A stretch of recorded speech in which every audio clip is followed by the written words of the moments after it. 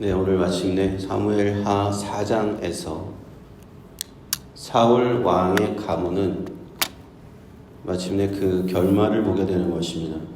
1절에 보시면은 사울의 아들 이스보셋이 아브넬의 헤브론에서 죽었다함을 듣고 손맥이 풀렸고 온 이스라엘이 놀랐다 되어 있습니다. 아브넬이 죽었다는 소식은 그들에게 엄청나게 충격이었을 거예요.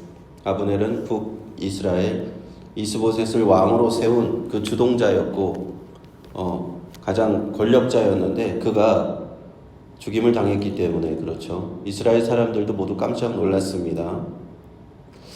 2절에 보니까 그 사울의 아들 이스보셋에게 군장 두 사람이 있는데 하나의 이름은 바하나요 하나의 이름은 레갑이라 베냐민 족속 브에롯 사람 림몬의 아들이다 이렇게 나옵니다.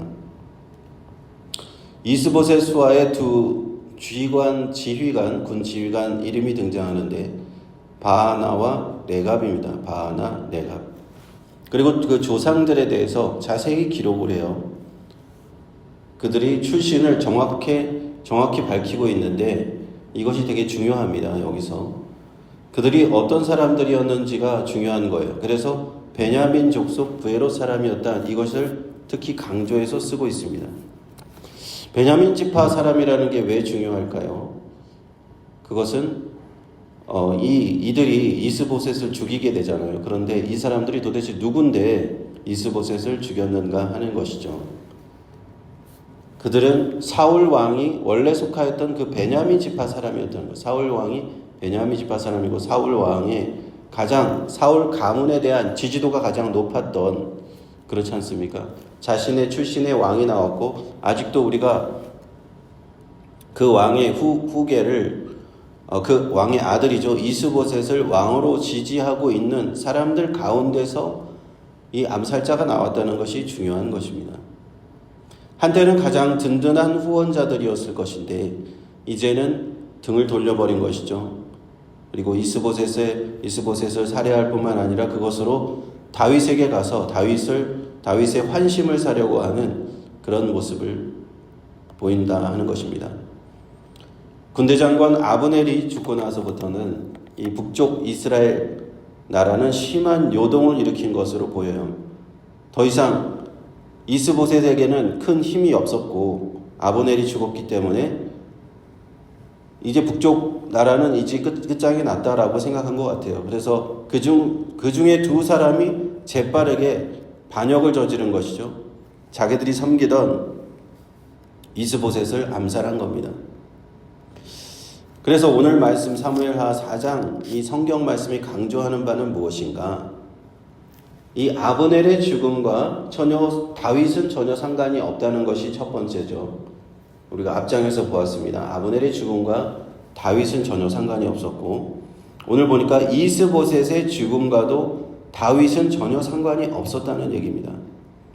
다윗과 이스보셋이 적대적인 관계에 되어 있었던 건 맞습니다. 사울의 왕가에서 아들로 남아있는 아들이 왕이 되었고 북쪽에서 다윗과 대립하는 관계였어요. 그러나 다윗은 절대로 그들을 향해서 무력을 사용해서 진압하거나 그들을 제거하거나 하려는 계획을 세운 적이 전혀 없어요. 다윗의 어떤 대척점에도 불구하고 다윗이 원하는 바는 아니었다는 겁니다. 그것이 중요한 겁니다.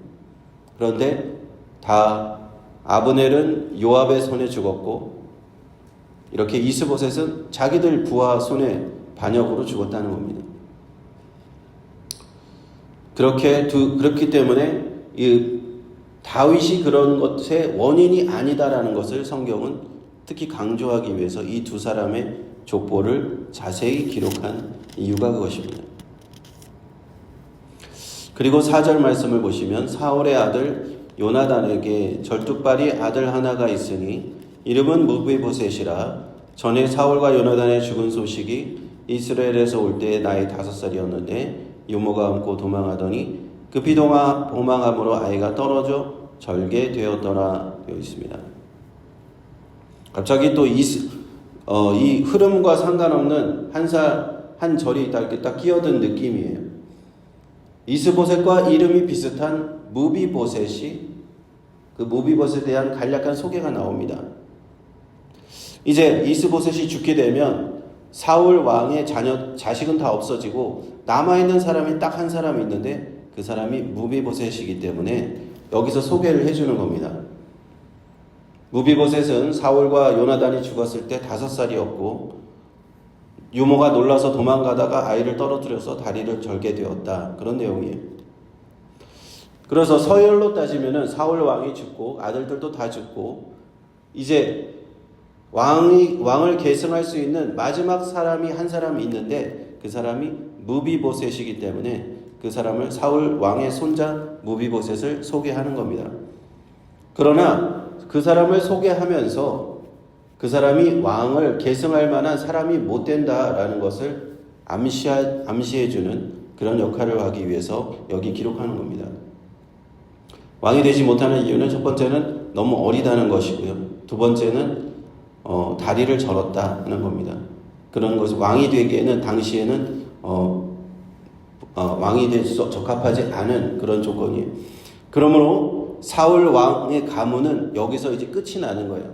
왕의 가문으로 후손이 있어야지 자녀가 있고 손주가 있어야지 그 왕을 이을 수 있는데 더 이상 왕권을 요구할 그런 명분이 전혀 없어졌다. 이제 사울 왕가는 끝이 났다라는 것을 여기까지 우리에게 보여주는 겁니다. 그래서 다음 장 5장으로 넘어가면은 다윗이 자연스럽게 전체 이스라엘의 왕으로 즉위하는 그런 장면으로 이어지는 것이죠. 그리고 오늘 말씀 5절, 6절, 7절 이런 이야기를 쭉 이어가면요. 레갑과 바하나가 이스보셋을 암살하는 내용으로 이제 이어지는데요. 그들은 그 두 사람은 이스보셋을 암살하고 그의 머리를 들고 다윗에게 갑니다. 상을 받을 줄 알고 가지요. 그러나 다윗은 그들에게 상을 줄 리가 없어요. 절대로 그렇지 않죠.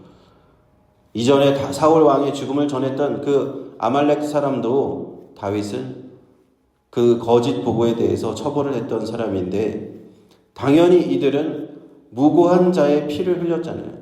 악인이 의인을 죽였다고 기록했습니다. 그래서 다윗에게는 전혀 이들에게 상을 줄 만한 사람이 아니다. 그래서 그들을 처형하고 말았다라는 것이 오늘의 말씀입니다.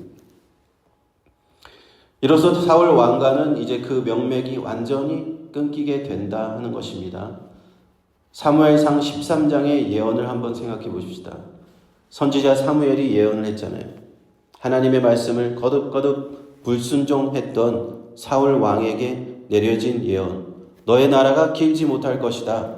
너의 왕위를 빼어서 하나님께서 원하시는 사람에게 주실 것이다 하는 선지자 사무엘의 예언입니다. 이제 그 대를 이어서 남아있던 두 사람 중에 이스보셋도 죽고 단 한 사람 빼고는 후손이 다 없어졌어요. 그리고 그 한 사람조차도 무비보셋인데 아시다시피 왕이 될 수 없는 그런 형편이다 하는 것입니다.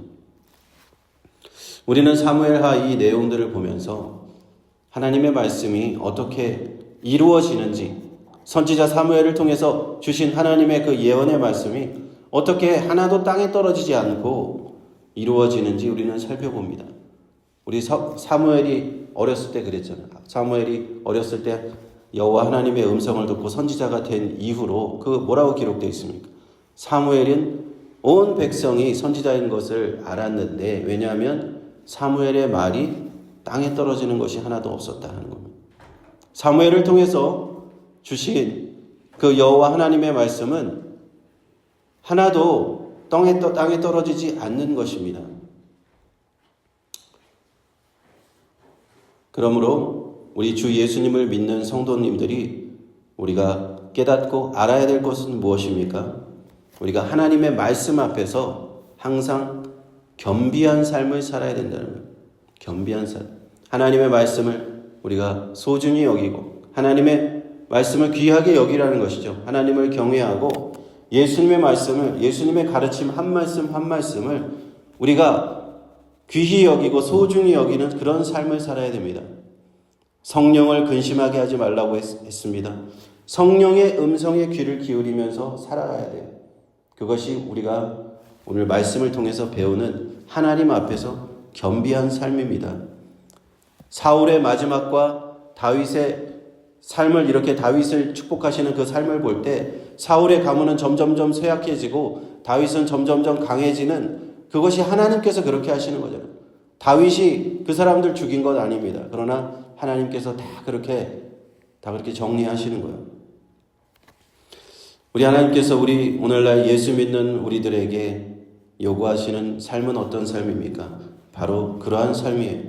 하나님의 말씀을 내가 귀히 여기고 내가 순종하겠습니다. 하나님의 뜻을 내가 알았다면 그 말씀대로 내가 순종하면서 날마다 믿음의 정진을 해 나가야 된다 하는 것입니다. 믿음의 삶이란 그런 삶입니다. 하나님의 말씀을 하나하나 내가 더 지켜야지, 하나님의 뜻을 내가 하나하나 더 따라야지 하는 그런 정진의 삶, 나아가는 것이죠. 달려갈 길을 표대를 보고 달려가라고 그랬잖아요, 사도 바울이. 하나님의 말씀을 내가 알고 내가 어제까지는 참 이 말씀을 잘 못 지켰는데 오늘은 하나의 말씀을 더 잘 지켜야지. 이런 삶입니다. 하나님의 말씀을, 하나님의 뜻을 하나하나 더욱더 순종하는 그런 삶으로 우리의 삶을 인도하시기를 원하시는 줄로 믿습니다. 그렇게 살아가는 삶이 우리에게 복된 삶이라고 말씀합니다. 산상수훈에서 예수님께서 팔복을 말씀하셨어요. 8가지 복받는 삶의 비결을 말씀하시는 겁니다. 그것은 하나님 나라의 상급을 차곡차곡 쌓는 삶인데요. 하나님의 말씀에 순종해가는 그런 삶이에요. 지금 잠깐은 그렇게 하면서 손해보는 것 같을 때도 있지만 결국에는요, 그렇게 하나님의 뜻을 따라가다 보면 우리에게 큰 이득이 됩니다. 내 영혼에 큰 이득이 되는 것이죠. 그러나 반대로 우리가 불순종하는 삶은 어떻게 되는가? 우리가 사울을 통해서 보게 되죠. 하나님의 뜻을 알면서도 불순종하는 길로 나아가는 사람, 그런 사람, 자꾸만 하나님과 반대 방향으로 가는 사람들, 그런 사람들은 어떻게 되는가? 그분들은요, 우리 주 예수 그리스도께서 다시 오시는 그날, 심판의 주로 다시 오시는 그날에 그 예수님의 그 책망받을 일들만 하나하나 쌓으면서 살아가게 되는 겁니다. 불순종했던 사울 가문의 최후를 우리에게 보여주시는 이유가 그겁니다. 선지자 사무엘을 통해서 주어주신 예언이 하나도 남김없이 그대로 이루어졌다 하는 겁니다. 사울 왕과 요나단을 포함한 모든 아들들 한 명만 빼고 전쟁터에서 다 죽고 또 이스보셋까지 비참한 최후를 맞이하게 되었다. 우리가 하나님의 뜻에 끝끝내 불순종하면서 살아간다면 마지막 날 우리 주님 다시 오시는 그날 심판의 날에 엄한 심판이 기다리고 있다는 것을 우리에게 상징적으로 보여주는 거예요. 사울을 통해서, 사울의 가문을 통해서 상징적으로 보여주는 겁니다. 지금 당장 그 심판이 있지 않다고, 하나님의 심판이 임하지 않는다고 우리가 안심할 수 없다는 얘기. 우리에게 주어진 시간 동안 우리는 그러므로 믿음을 지키면서 순종하면서 우리 주님을 따라가야 되는 거예요. 주님께서 나중에 다 우리의 삶을 다 헤아리실 겁니다. 그러므로 우리는 순종의 씨를 심어야 돼요. 하나님의 말씀에 순종해야 됩니다. 하나님의 뜻을 알기 위해서 한 걸음 한 걸음 더 나아가야 돼요. 위대한 사도였던 사도 바울도요, 자신을 날마다 내가 스스로 친다 그랬어요. 하나님의 뜻에 쳐서 내가 하나님의 뜻에 복종시킨다고 했어요. 예수 믿는다는 것은 그런 것입니다. 하나님의 뜻에 나를 날마다 내려놓는, 내가 하나님 뜻에 어제보다 오늘 조금 더 하나님의 뜻을 지키겠습니다. 하나님 말씀 오늘도 조금 지키겠습니다. 사도 바울은요, 믿음을 지키고 디모데 후서에 보면 믿음을 지키고 자기가 달려갈 길을 다 달려갔다라고 말을 하는데요. 그렇게 예수님을 따르는 제자의 삶을 살다가, 복음을 전하는 삶을 살다가 나중에 로마 감옥에서 이제 곧 순교를 직전에 두고 그런 말을 하는 거예요. 내가 믿음을 지키고 다 달려갔다. 이제는 의의 면류관이 나를 위해서 기다리고 있다. 그리고 나처럼 주님을 위해서 따르는 모든 사람들에게 그런 의의 면류관이 기다리고 있다라고 말씀합니다. 사랑하는 성도 여러분, 우리에게 주어진 이 하루하루의 시간은 짧습니다. 얼마나 짧습니까? 벌써 이제 5월달도 이제 마지막으로 가잖아요. 금방 또 1년이 이렇게 흘러가는 것 같아요. 하나님의 말씀을 순종하면서 지키기에도 우리의 인생은 너무나 짧고 우리에게 시간은 너무나 부족한 줄로 믿습니다. 그러므로 갈라디아서 6장 7절 말씀을 꼭 기억합시다. 갈라디아서 6장 7절 스스로 속이지 말라. 하나님은 만홀히 여김을 받지 아니하시나니 사람이 무엇으로 심든지 그대로 거두리라 했습니다. 하나님은요, 만홀히 여김을 받지 않으신다는, 업신여김을 받지 않으신다는, 하나님 앞에 엄중한 하나님의 말씀을 우리가 지키지 않았을 때는 그 결과가 기다리고 있고요. 하나님의 말씀과 뜻에 우리가 날마다 순종하는 순종의 씨앗을 심고 나면 나중에 그것은 칭찬과 영광의 그 열매로 거두게 된다는, 불순종의 씨앗을 심게 되면 그것은 나중에 책망과 심판의 열매를 거둘 수밖에 없다는 겁니다. 우리는 오늘 사울 왕가의 마지막 모습을 통해서 그것을 다시 한번 깨닫는 줄로 믿습니다. 우리 함께 기도하겠습니다.